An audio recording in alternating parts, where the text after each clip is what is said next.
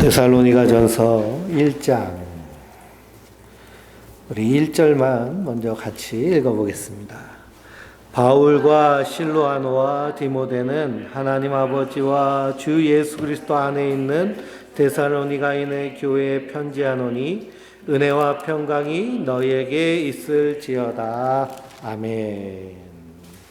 할렐루야. 이번 주 수요일부터는 데살로니가 전서를 함께 나누도록 하겠습니다.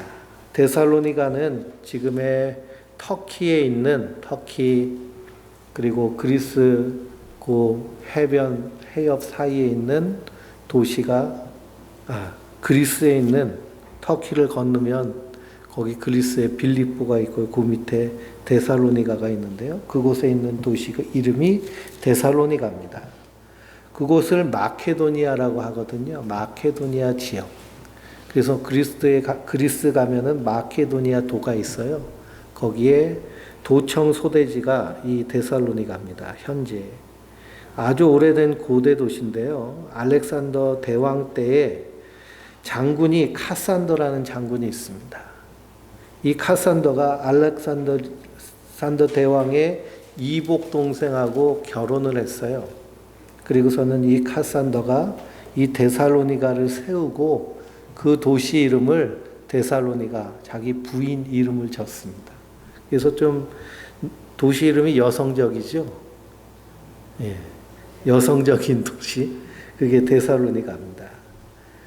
그래서 로마 시대 동방으로 이어지는 교역로고요. 사도 바울이 2차 전도 여행을 갈 때 마케도니아인의 환상을 보잖아요. 이리로 오라. 우리를 와서 도우라.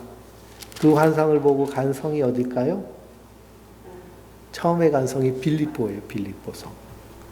그 빌립보에 갔다가 귀신 들린 여자아이, 그 아이가 귀신의 힘을 빌어가지고 점쳐주고 예언해주고 하는 거 귀신 내쫓았다가 바울과 실라가 감옥에 가잖아요. 그리고 지진이 나가지고 감옥에서 복음 전하고 자기가 로마 시민이란 것을 이제 빌립보 지역에 있는 천부장에게 얘기해가지고 여기를 떠나소서 해서 떠난 두 번째 도시가 데살로니가입니다. 여기서 3주간 복음을 전해요. 그래서 우리 한번 사도행전 16장을 읽어볼까요? 사도행전 16장.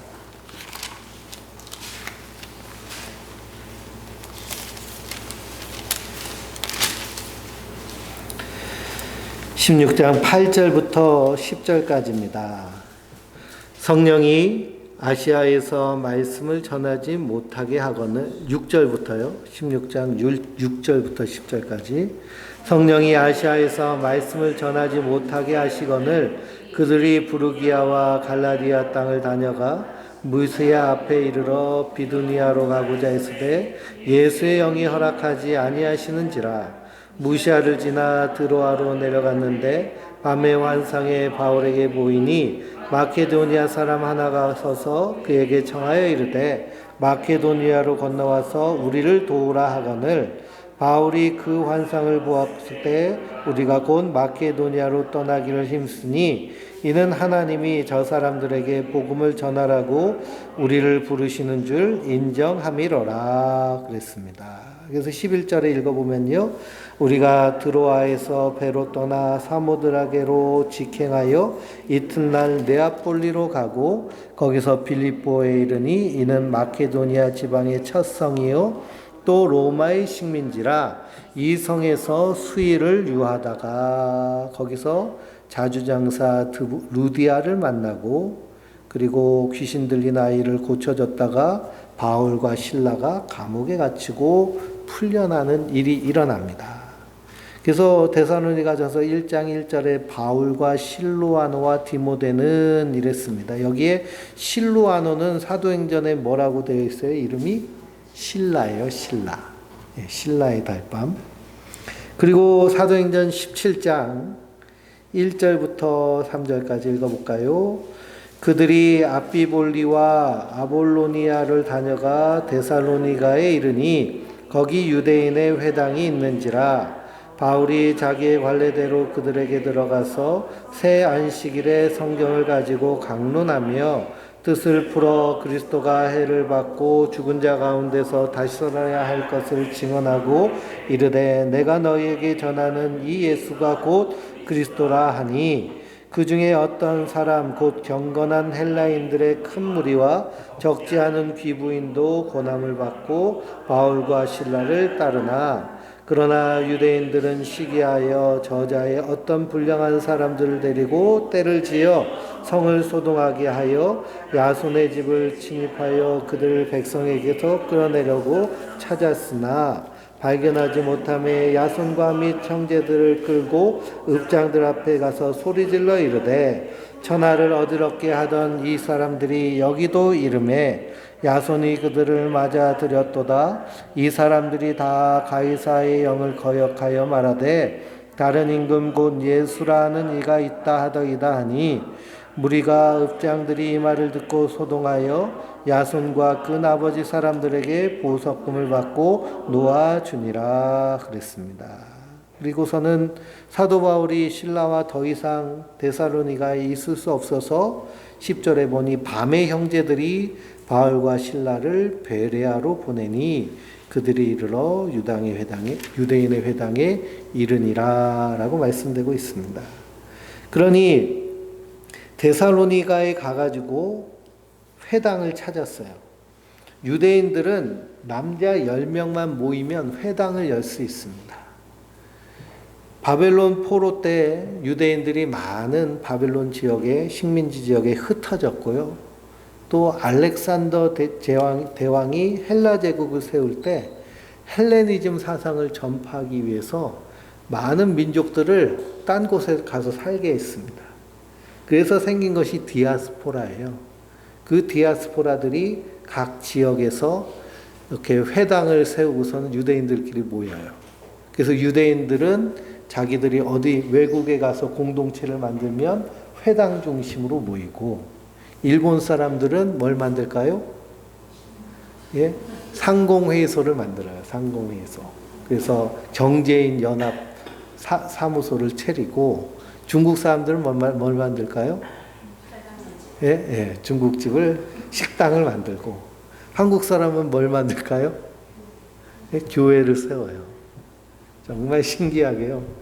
한국 사람들 이민 가면서 이민 1세대들이 다 기독교인들입니다. 그래서 구한말 최초의 이민, 집단 이민이 있었는데요. 그것이 하와이로 사탕수수 농장, 거기에 농부로 이민 간 사람들이 1세대인데요.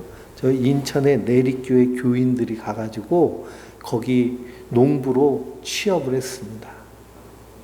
그리고서는 저 캘리포니아에 오렌지 따는 데 가가지고, 그것이 다 기독교인들. 거기 가가지고 뭐 했을까요? 교회 세우고, 그리고 독립자금 냈어요. 그래서 안창호 선생님이 LA 캘리포니아에서 독립운동하면서, 그러면서 독립운동하려면 독립자금이 필요하잖아요. 그래서 오렌지 밭에서 오렌지 따고, 그리고서는 독립운동했습니다. 그때 찍은 사진을 보면은 독립운동하는 이 나라 잃은 조선 백성들이요, 안창호 선생도 그러고 다 보면은 패션이 어떨까요? 그지같이 입고선 다니지 않았어요. 패셔니스트처럼 양복 착 빼입고 오렌지 밭에서 일하는데도요, 그렇게 하고서는 오렌지를 땄습니다. 그러니까 거기서도 뭘 잃지 않았어요? 자기의 자존심, 자존감을 잃지 않았어요. 나라 잃은 백성이라고 자포자기하지 않고. 이 이민 1세대들이 다 기독교인이기 때문에 거기 교회가 세워져 있어요. 가는 곳마다. 그래서 이민 가면은 집도 구해야 되지, 차도 사야지, 미국 같은 데는 뭐 가구도 다 사야지 하니까요. 어디 가는 게 제일 빠를까요? 예, 교회 가는 게 제일 빨라요. 교회 가면 목사님이 다 집도 알아봐주고, 뭐 차도 알아봐주고, 다 알아봐주면 안정되면 이제 어떻게 할까요? 떠나요. 그게 미국 이민교회 현 주소고요. 모습입니다. 마찬가지로 이 디아스포라들이 있어서 회당 중심으로 모여요. 그래서 사도 바울이 원래는 저 아시아 쪽, 터키로 해가지고 이라크, 이란으로 가려고 그랬어요. 거기가 이제 동쪽, 거기가 아시아입니다.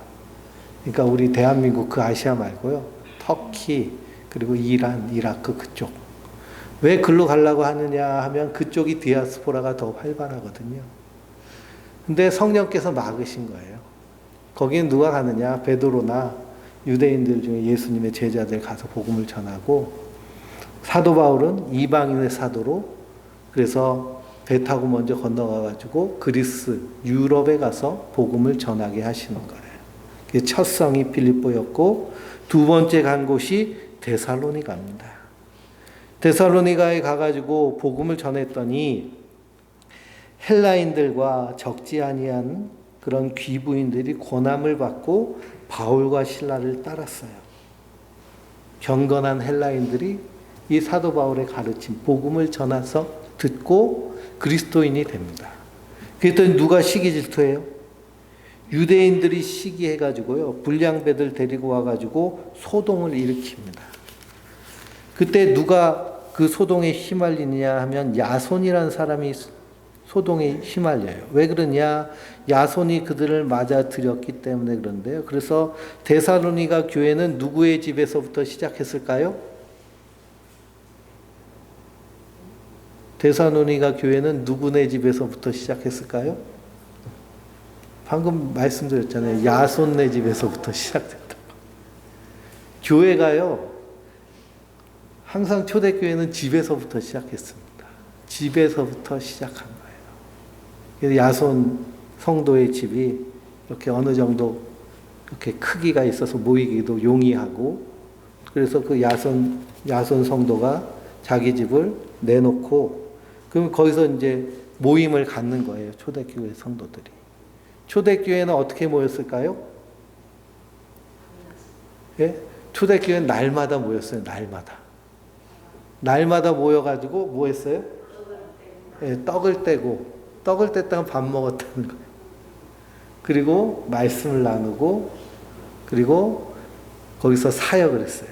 주로 하는 사역이 뭐냐 하면 복음을 전하기 위해서, 그리고 또 복음을 가르치기 위해서 사도 바울이 쓴, 그리고 제자들이 보낸 서신서들을 필사해가지고 서로 읽기도 하고 주변 교회에 또 전하기도 하고, 요한 공동체 같은 경우에는 자기들이 이제 연보를 걷어가지고 그래서 노예를 사요. 노예를 사고서 노예를 자유롭게 해줘요. 그럼 노예가 갈 데가 없잖아요. 그럼 어떻게 했을까요? 같이 살아요. 같이 살면서 복음을 전하고, 그러다가 박해가 일어나면 그러면 또 다른 지역으로 옮기고 그러면서 복음이 증거됐습니다. 그래서 초대교회는 날마다 모여서 먹고 말씀 듣고, 이게 생활 공동체의 모습이죠. 그래서 야손이라는 성도 집에서 교회를 시작했는데, 그러니까 이 데살로니가에 살고 있는 유대인들이 야손을 붙잡고서는 막 감옥에 집어넣으려고 해서 보석금 내고 풀려나오고, 그리고서는 사도 바울은 더 이상 있을 수 없어서 바울과 실라와 함께 베레아로 갑니다.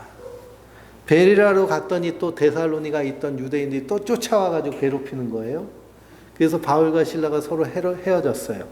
그래서 실라는 저 고린도로 가고 바울은 아테네로 갔어요. 그리스 수도 아테네. 거기서 복음을 전하는데 철저하게 실패하고, 그리고 그 다음에 간 성이 고린도입니다. 고린도에 가가지고 거기서 브리스가와 아굴라를 만나고 거기서 오랫동안 복음을 전하면서 고린도에서 데살로니가 교회를 향해서 편지를 썼어요. 디모데가 데살로니가 갔다가 거기서 데살로니가의 교회가 이렇게 부흥하고 믿음으로 아름답게 성장한다는 얘기를 사도 바울에게 전하고, 그 교회 상황을 듣고 나서 사도 바울이 편지를 쓴 것이 데살로니가 전서입니다. 그래서 우리가 저번에는 골로새서를 함께 봤잖아요. 골로새서는 누가 세운 교회예요? 에바브라가 세운 교회잖아요. 에바브라가 사도 바울에게 골로새 교회 이야기를 전하니까 그 얘기를 듣고 사도 바울이 쓴 옥중서신입니다. 데살로니가는 고린도에서 썼기 때문에 옥중서신은 아니고 목회서신입니다. 그래서 항상 기뻐하라, 쉬지 말고 기도하라, 범사에 감사하라. 이는 그리스도 예수 안에서 너희를 향하신 하나님의 뜻이니라. 이 말씀이 이 데살로니가 전서의 가장 핵심적인 말씀이잖아요. 그래서 하나님을 기쁘시게 하는 신앙생활이 무엇인가? 무엇이 하나님의 기쁨인가? 데살로니가서를 통해서 함께 나눌 수 있습니다. 그래서 사도 바울이 인사를 먼저 쓰는 거예요. 바울과 실로아노와 디모데는 하나님 아버지와 주 예수 그리스도 안에 있는 데살로니가인의 교회에 편지하노니 은혜와 평강이 너희에게 있을지어다 그랬습니다. 그래서 교회, 성도는 누구 안에 있는 자들이에요? 예수 안에 있는 자들이에요. 예수 그리스도 안에 있는 자가 바로 성도예요. 그 성도들에게 편지를 썼는데요. 무엇과 무엇이 있을지어다? 은혜와 평강이 너희에게 있을지어다 그랬습니다. 은혜와 평강. 사도 바울이 편지 쓸 때마다 항상 빠지지 않고 나오는 것이 은혜와 평강입니다. 성도는 이 은혜와 평강을 이 땅에서 풍성하게 누리며 사는 자들인 줄 믿습니다. 그래서 그 은혜는 무엇이냐? 우리가 은혜 받았다. 로또 당첨되면 은혜 받은 걸까요? 아파트 값이 2배 오르면 은혜 받은 걸까요? 에베소서 2장에 은혜에 대해서 분명히 말씀하고 있죠. 그래서 에베소서 2장은 그냥 은혜하면 딱 피고 우리가 읽을 수 있어야 되는데요. 2장 1절을 한번 읽어볼까요? 그는 허물과 죄로 죽었던 너희를 살리셨도다. 이게 뭐예요? 은혜예요. 허물과 죄로 우리는 죽었어요. 근데 누가 살리셨어요? 예수님이 십자가에서 그 피를 흘리심으로 우리의 대속이 되시고 우리를 속량하셔서 값을 주고 사신 거예요. 3절을 보면 너희는 본질상 진노의 자녀였어요. 우리 본질상 진노의 자녀인데 왜 하나님 우리를 택하셔서 구속하시고 성령으로 인치셨느냐? 4절에 뭐라고 그래요? 긍휼이 풍성하신 하나님이 우리를 사랑하신 그 크신 사랑으로 인하여 그랬습니다. 우리를 불쌍히 여기셔서 우리를 사랑하셔서 우리를 택하셔서 구속하시고 인치신 줄 믿습니다. 그러기 위해서 어떻게 값을 치르셨어요? 그리스도께서 우리를 위해서 십자가에 달려 죽으셨어요. 그것이 우리의 값이에요. 그 예수님의 십자가의 피값으로 말미암아 우리는 누구와 화목해 되었어요? 하나님과 화목해 되었어요. 하나님과의 평화를 누리는 자입니다. 그래서 예수님의 은혜 안에서 성도는 평강을 누리는데 하나님과의 평강, 하나님과의 관계에서 인격적인 관계를 맺으면서 평화를 누리고 그러면서 누구와의 관계에서 나 자신과의 관계에서 나를 있는 모습 그대로 사랑하며 평화를 누리고 사람이요 자기 자신이 못마땅하면 인생에 평화가 없습니다. 자기가 미운데요 세상 사람들은 얼마나 더 믿겠어요. 자기가 싫은데 싫어하는 사람이 어디 있겠어요. 좋아할 사람이. 내 이웃을 내 몸과 같이 사랑하라 라고 했는데 그 전제는 어떻게 사랑하라는 거예요? 내 몸을 사랑하듯이 사랑하는 거예요. 근데 우리 성도님들은 내 몸을 너무너무 사랑하시나요? 사랑하세요? 네. 사랑하면 어떻게 해야 돼요? 사랑하면 아끼고 가꾸고 만족해야 돼요. 아끼고 가꾸고 만족해야죠. 어떤 사람은 자기한테 자기가 벌 주는 사람도 있어요. 네? 아프면 어디 가야 돼요? 병원 가서 잘 지극정성으로 돌봐야죠. 방치하면 그게 뭐예요? 사랑하지 않는 거예요. 그냥 내비두면 안 됩니다. 그래서 나 자신과의 이런 평강이, 그것이 흘러넘쳐서 누구와? 이웃과. 가장 가까운 이웃이 누구예요? 가족. 그리고 교회 공동체. 그리고 내 주변에서 아주 친한 친구들, 이웃들. 그 안에서 평화가 있으면, 평강이 있어요. 그러니 은혜와 평강이 충만하면 가정 안에서 자녀들하고 으르렁 될까요? 그건 평강이 있는 모습이 아니잖아요. 서로 사랑 안에서 서로 화목하며 서로 기뻐하며 존재 자체로 감사하고 존재 자체로 만족하고 존재 자체로 기뻐하는 모습. 이것이 하나님과의 관계에서, 그리스도 안에서 은혜 받은 성도가 하나님과의 관계, 나와의 관계, 세상, 이웃과의 관계, 그리고 세상과의 관계에서 세상을 바로 봅니다. 하나님의 사랑과 공의에 따라서 세상을 봐요. 치우친 공의가 아니고요. 착하게 좌로나 우로나 치우치지 않냐고. 공의롭게 이 땅을 살아가는 줄 믿습니다. 그래서 우리는 은혜와 평강을 이 땅에서 풍성히 누리는 자들이에요. 평강이 우리 안에 있을 때 우리 안에 하나님의 축복이 넘치는데요. 민수기 6장 24절 보면 아론의 축복이 나와요. 한번 보실까요? 민수기 6장.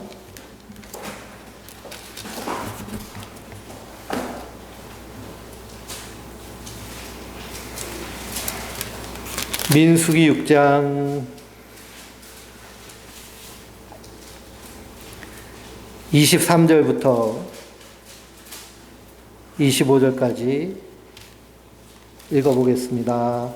아론과 그 아들들에게 말하여 이르기를 너희는 이스라엘 자손을 위하여 이렇게 축복하되 이르되 여호와는 내게 복을 주시고 너를 지키시기를 원하며 여호와는 그 얼굴을 내게 비추사 은혜 베푸시기를 원하며 여호와는 그 얼굴을 내게로 향하여 드사 평강 주시기를 원하노라. 이것이 아론의 축복이에요. 하나님이, 아론이 제사장 가문이잖아요. 아론과 그 아들 제사장들에게 이렇게 축복하라. 첫 번째 복이 뭐예요? 하나님이 지키시는 것이 복이에요. 그래서 우리가 시편에도 하나님은 너를 지키신 자, 너의 우편에서 그늘 되시니 낮의 해와 밤의 달도 너를 해치 못하리. 하나님 지키시는 거예요. 야곱이 형 속였다가 도망쳤잖아요. 근데 그 도망치는 도중에 그 광야 베델에서 돌베개 베고 자는데 사다리가 하늘에서 쫙 내려오더니 천사가 오르락 내리락 그러면서 하나님의 음성이 거기서 들려요. 뭐라고 하시나요? 내가 어디로 가든지 너와 함께하며 너를 저주하는 자를 내가 저주하고 너를 축복하는 자를 내가 축복하리라. 내가 다시 여기로 와서 나를 예배하게 하리라. 하나님의 약속이거든요. 아브라함과 하신 약속도 그 약속이잖아요. 그러니까 성도는요, 누가 나한테 막 욕하고 저주하고 쌍소리하고 그러면 무슨 말씀이 딱 떠올라야 돼요? 거기에 맞서기보다는요, 나를 저주하는 자를 하나님 저주하시는데 아우 쟤 큰일 났네. 저 사람 어떡해. 하나님이 아주 그냥 떡을 치시겠네. 그게 하나님의 약속이잖아요. 그렇죠? 언약의 하나님이 그 언약을 어떻게 하세요? 반드시 지키세요. 하나님의 백성을 축복하는 자를 복 주시고 저주하는 자를 저주하시는 거예요. 더 크게 벌 주시는 거예요. 그것이 하나님의 지키심입니다. 그리고 두 번째는 뭐예요? 그 얼굴을 내게 비추사 은혜 베푸시기를 원하시며 얼굴을 비추시는 거 항상 관심 가운데 바라보고 계시다는 거예요. 얼굴을 돌린다는 것이 바로 하나님의 징계이고 그리고 그것이 심판입니다. 또 얼굴을 내게 향하여 주사 평강 주시기를 원하노라. 하나님과의 관계에서 평화가 넘치니 모든 관계가 그리스도 안에서 평강이 넘치는 것이 성도들인 줄 믿습니다. 근데 우리가 분명히 알 것은 이 은혜와 평강이 그리스도 안에서 늘 거해야 우리 안에서 풍성하고 더 충만해지는 줄 믿습니다. 이것을 뺏으려는 존재가 있어요. 그게 뭘까요? 마귀예요, 마귀. 사단 마귀는 어떻게 해서든지 우리 안에서 은혜 뺏어가려고, 평안을 뺏어가려고. 은혜 뺏기면 어떻게 될까요? 감사가 사라지고요, 기쁨이 사라지고요. 평강이 뺏기면 어떡할까요? 염려와 두려움으로 삽니다. 무서워서 벌벌 떨며 사는 거예요. 그러나 그리스도 안에 있는 자들은 하늘이 두 쪽 나도, 다윗은 뭐라고 고백하냐? 천만인이 나를 에워쌀지라도 내가 두려워하지 않는다고 그래요. 천만인이 나를 에워쌀지라도. 연예인들이 이렇게 스스로 자살하는 그런 경우들 보면 되게 뭐 때문에 그래요? 댓글 뭐 그런 것 때문에 그러잖아요. 그래서 요즘은 스포츠랑 연예 기사에는 댓글도 못 달게 이렇게 법을 만들어 버렸어요. 그래도 SNS 하면서 막 달리는 댓글 때문에 고통스러워하는 사람도 있습니다. 근본적으로 뭐가 없는 거예요? 은혜와 평강이 없는 거예요. 사람이 하는 몇 마디 말에 온 영혼이 흔들리는 거예요. 마귀는 그걸 너무 잘 알아서 어떻게 해서든지 노립니다. 그래서 잠언서에서는 뭐라고 말씀해요? 무릇 지킬 만한 것보다 내 마음을 지켜라. 생명의 근원이 거기서 난다고 그러잖아요.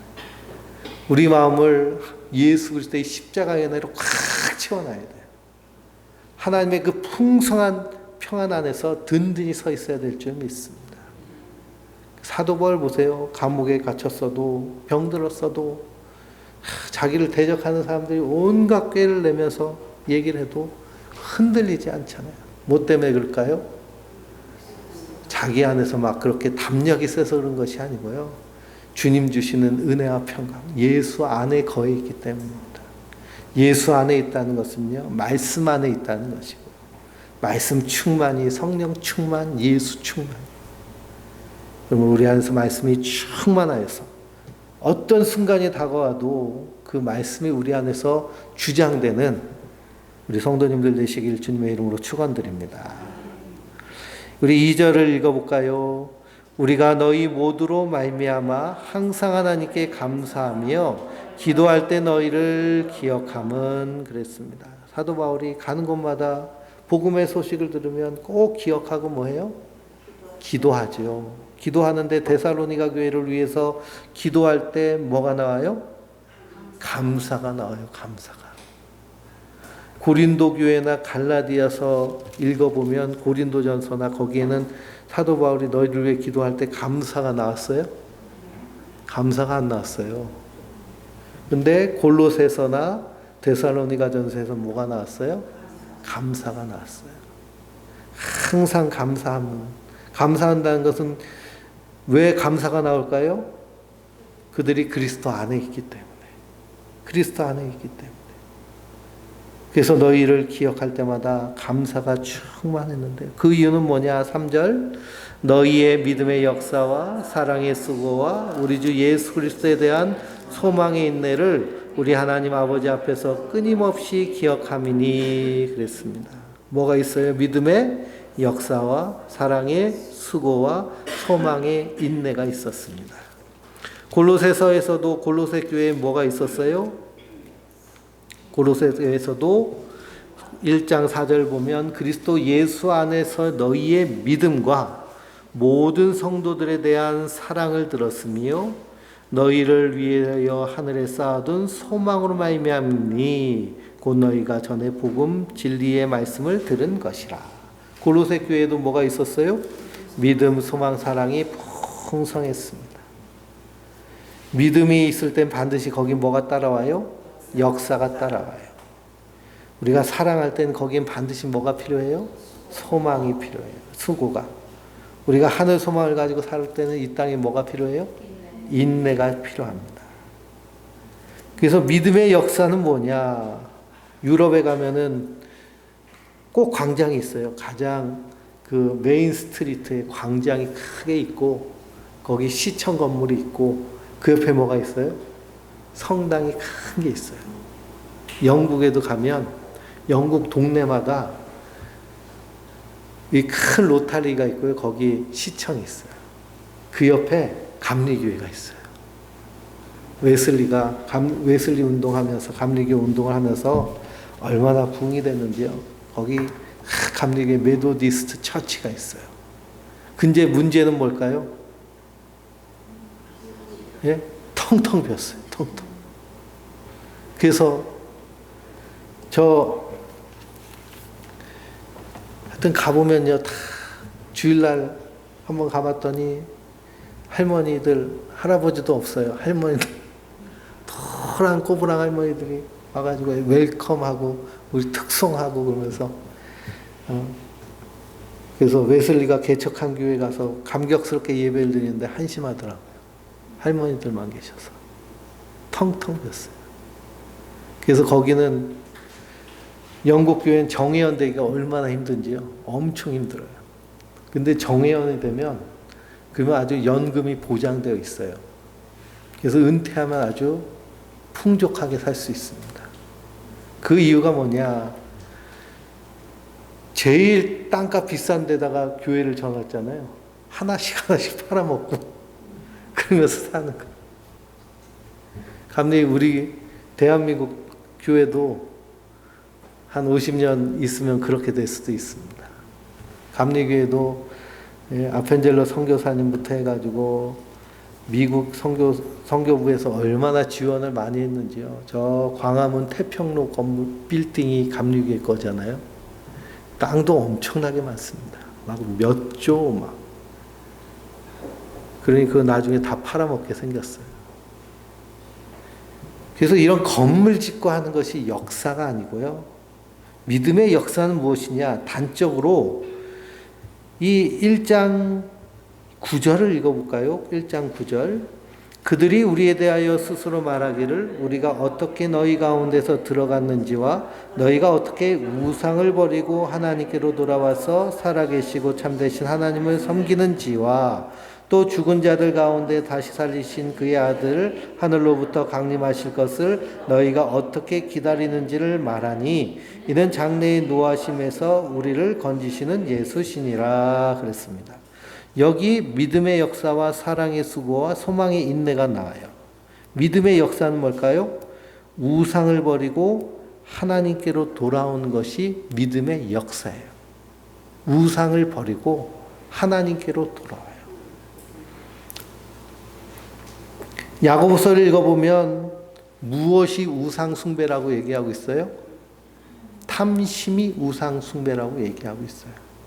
우리가 우상 숭배하면 뭐 그냥 불상에다가 절하고 돌에다가 절하고 물 떠놓고 절하고 나무에다가 절하고 성황당에다가 절하고 비나이다 이게 우상 숭배라고 생각하는데요. 야고보서에 분명히 말하고 있습니다. 탐심이 우상 숭배다. 세상을 향한 욕심. 그래서 내가 주인이 돼서 살려고 하는 것, 이것이 우상 숭배예요. 하나님께서 시내산에서 10계명을 이스라엘 백성들에게 주실 때 제1계명 뭘 주셨어요? 나 외에 다른 신을 내게 두지 말지니라 그렇게 하셨거든요. 근데 율법이 주어진 것은 무엇을 깨닫게 하시기 위해서 주신 거라고 로마서 말씀하고 있어요? 죄를 깨닫게 하시려고. 너희 안에 이 죄가 있어 라고 주신 것이 10계명이에요. 나 외에 다른 신을 내게 두지 말지니라 라고 하는 것은 너 지금 네 안에 뭐가 있다는 거예요? 다른 신이 있다는 거예요. 다른 신이 누굴까요? 예, 다른 신이 누구예요? 내가 다른 신이에요. 내가 신이 돼서 내가 신이 되고 싶어 하잖아요. 세상 모든 사람들 다 자기가 신이 되고 싶어 합니다. 그래서 힘을 갖고 싶어 하고 남들보다 높아지려고 명예를 갖고 싶어 하고 그리고 인생 좀 재미있고 즐겁고 누릴 거 다 누리면서 살고 싶어 하고 그러다 보니까 뭐가 필요해요? 예? 뭐가 필요해요? 그거 다 누릴 수 있는 게 있어요. 돈이 있으면 다 누릴 수 있잖아요. 돈이 엄청나게 많으면 내가 하고 싶은 거 다 할 수 있죠. 예? 제주도도 귀찮게 그 사이트 들어가가지고 여행 가려고 하는데 뭐 항공권 제일 싼 거 검색할 필요도 없어요. 그냥 자가용 비행기 딱 타고 가면 돼요. 예? 가고 싶을 때 가고 오고 싶을 때 오고. 예? 그래서 돈 많은 사람들은 SNS 하면서 오늘 울적해서 날 위로해줬어 그러면서 막 홍콩 가서 사진 찍고 뭐. 예? 그게 뭐냐, 세상에 자기가 신처럼 살고 싶은 것이 인간의 내면에 담겨져 있는 선악과를 따먹은 인간의 죄성이에요. 그러니 세상 모든 사람들이 자기가 주인으로 살고 있잖아요. 근데 믿음의 역사는 무엇을 버려요? 우상을 버려요. 우상을 버린다는 건 뭘 버린 거예요? 나를 버린 거예요. 나를 십자가에 못 박아 죽이는 거예요. 내 옛자. 하나님 되려고 하는 옛자. 그리고서는 나는 죽고 예수로 사는 거예요. 우상을 버리고 하나님께로 돌아오는 것이 바로 믿음의 역사입니다. 그래서 디모데전서 6장 6절 한번 보실까요? 디모데전서. 데살로니가 후서 넘기면 디모데전서 6장인데요. 6장 6절, 7절, 8절 읽어보겠습니다. 그러나 자족하는 마음이 있으면 경건은 큰 유익이 되느니라. 우리가 세상에 아무것도 가지고 온 것이 없음에 또한 아무것도 가지고 가지 못하리니 우리가 먹을 것과 입을 것이 있은즉 족한 줄로 알 것이니라 그랬습니다. 이것이 어떤 모습이냐? 믿음으로 사는 모습이에요. 믿음으로 살 때, 예수를 믿는 믿음으로 살 때 우리 안에 뭐가 있어요? 자족함이 있어요. 자족함이란 건 그래 만족 이 정도는 됐죠.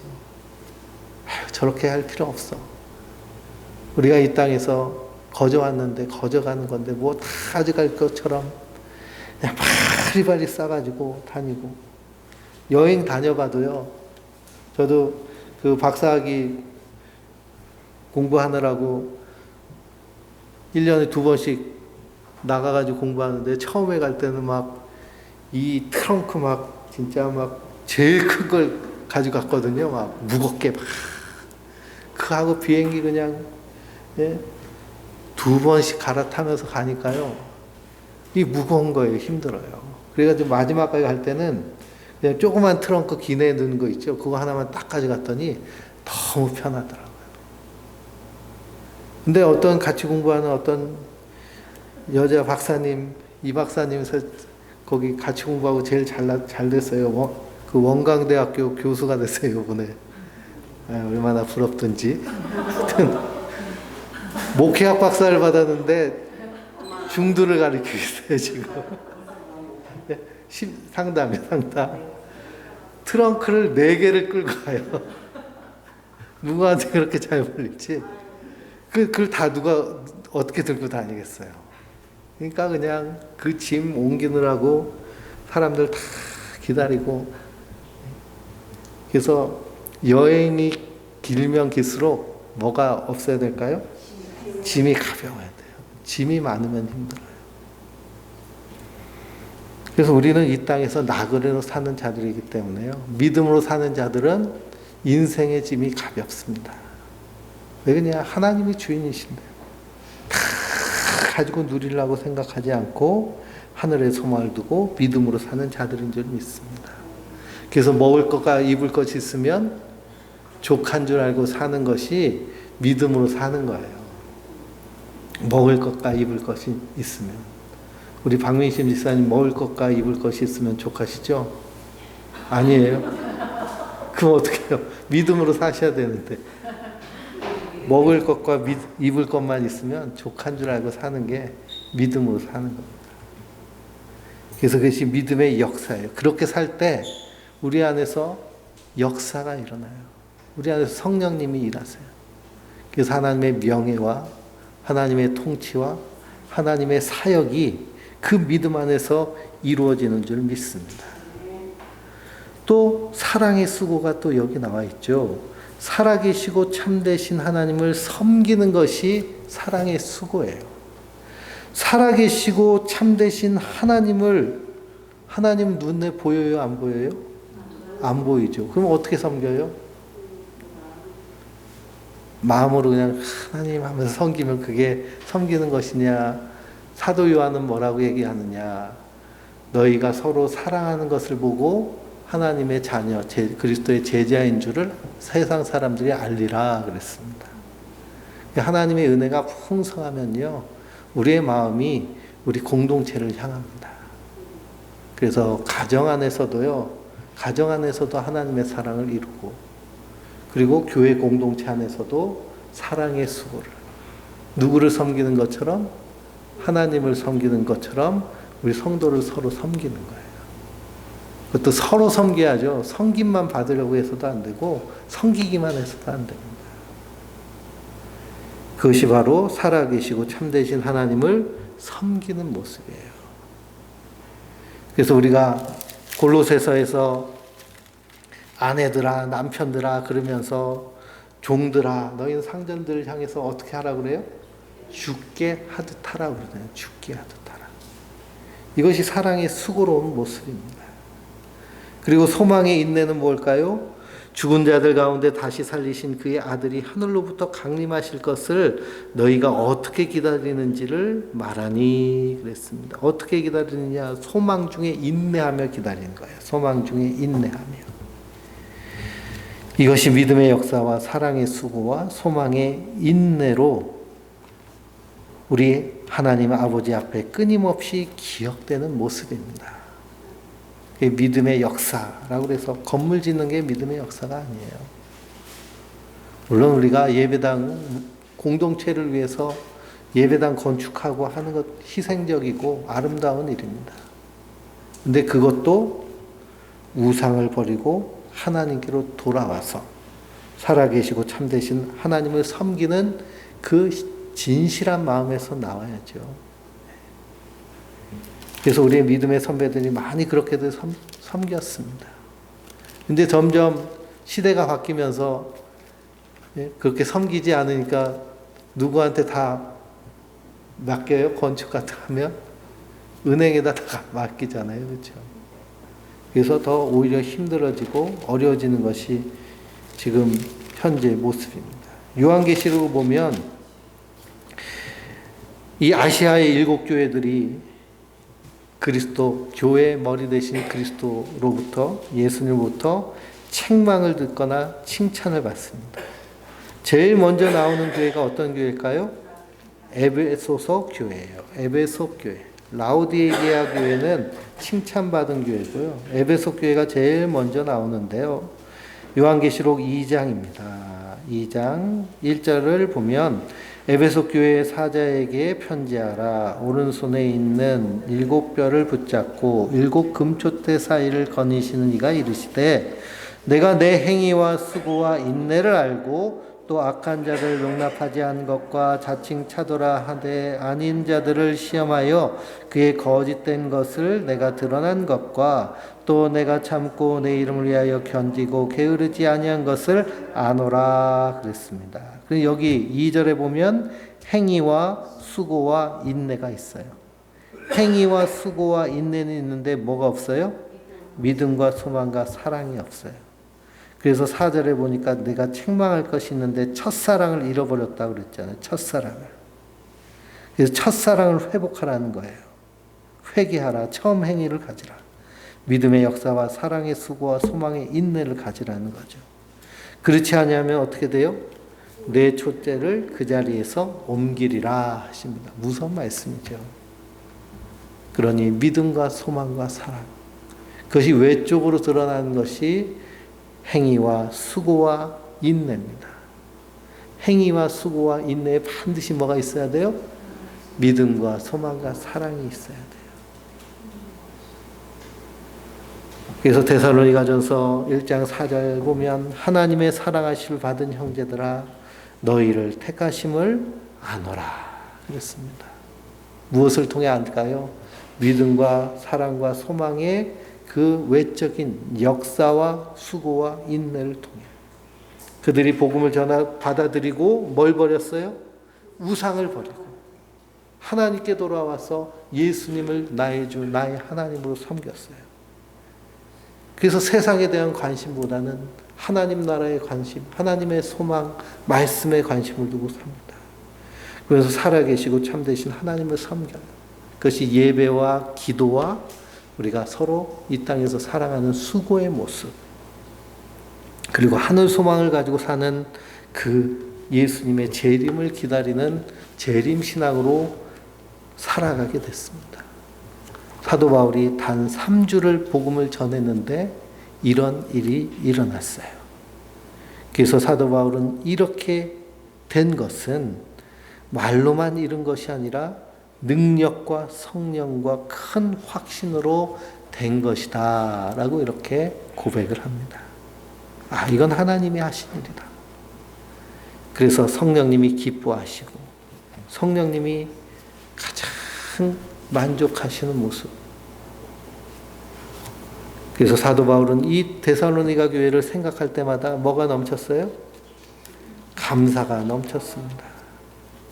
우리도 성령님이 우리를 바라보실 때 감사가 충만할 수 있도록 우리 안에서도 믿음의 역사와 사랑의 수고와 소망의 인내가 넘쳐야겠습니다. 내가 막 이렇게 해야 한다고 되는 것이 아니라 사실 어디 거하면 돼요? 주 안에 거하면 돼요. 그리스도 안에 거하면 됩니다. 그러면 우리가 이 땅에서 은혜와 평강 가운데 믿음의 역사와 사랑의 수고와 소망의 인내로 충만하게 서게 되는 줄 믿습니다. 그 은혜를 날마다 누리는 우리 성도님들 되시길 주님의 이름으로 축원드립니다.